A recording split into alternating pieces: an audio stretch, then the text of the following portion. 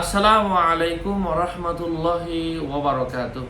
ইন্নাল হামদালিল্লাহ ওয়াসসালাতু ওয়াসসালামু আলা রাসূলিল্লাহি আম্মা বা'দ। সম্মানিত দর্শক শ্রোতা, প্রিয় ভাই বন্ধুরা, আজকের এই ভিডিওতে আলোচনা করব স্বপ্নে উপরে আরোহণ করতে দেখলে কি হয়। আলোচনা বুঝতে সাথেই থাকবেন। এখনো যারা চ্যানেলটি সাবস্ক্রাইব করেননি, সাবস্ক্রাইব করতে ভুলবেন না। ভেরিফাই চ্যানেলের ডেসক্রিপশন বক্সে ক্লিক করলে আমার পেজ এবং আইডি লিংক আসে। এটা ছাড়া আলাদা অন্য কোনো পেজ নেই, আইডি নেই, ইমো নেই, হোয়াটসঅ্যাপ নেই, টিকটক নেই। নাম ছবি দেখে বিভ্রান্ত হওয়া যাবে না। প্রত্যেক ভিডিওতে আলাদা আমি সাবধান করি, সতর্ক করি।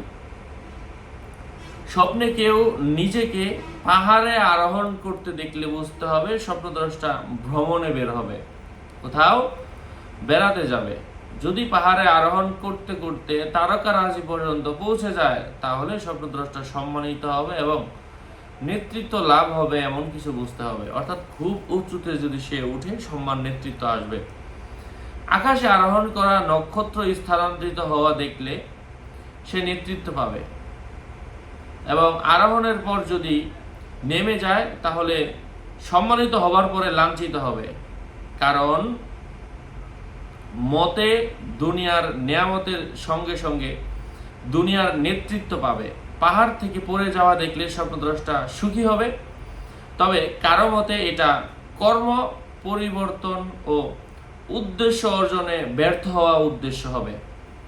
স্বপ্নে কৃপণতা দেখা তিরস্কারের লক্ষণ।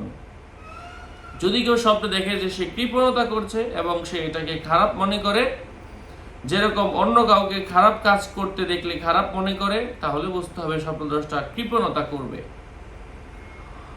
অনিচ্ছায় আল্লাহর রাস্তায় বের হতে দেখা, এখান থেকে আরেকটা ব্যাখ্যা শুরু হয়েছে। আল্লাহর রাস্তায় বের হতে দেখার অর্থ হচ্ছে তার মৃত্যুর সময় ঘনিয়ে এসেছে। আল্লাহ বলেন, ওয়ানফিকু মিম্মা রাযাকনাকুম মিন ক্বাবলি আন ইয়াতিয়া আহাদুকুমুল মাউত, সূরাতুল মুনাফিকুন আয়াত নম্বর 10।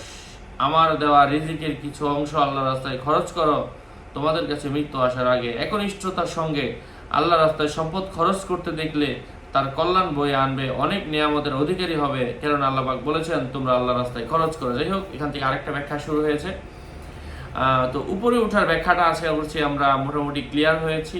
আরও আপডেট পেতে সাথেই থাকবেন। সকলের মঙ্গল কামনা করে এখানেই শেষ করছি। আসসালামু আলাইকুম ওয়া রাহমাতুল্লাহি ওয়া বারাকাতুহু।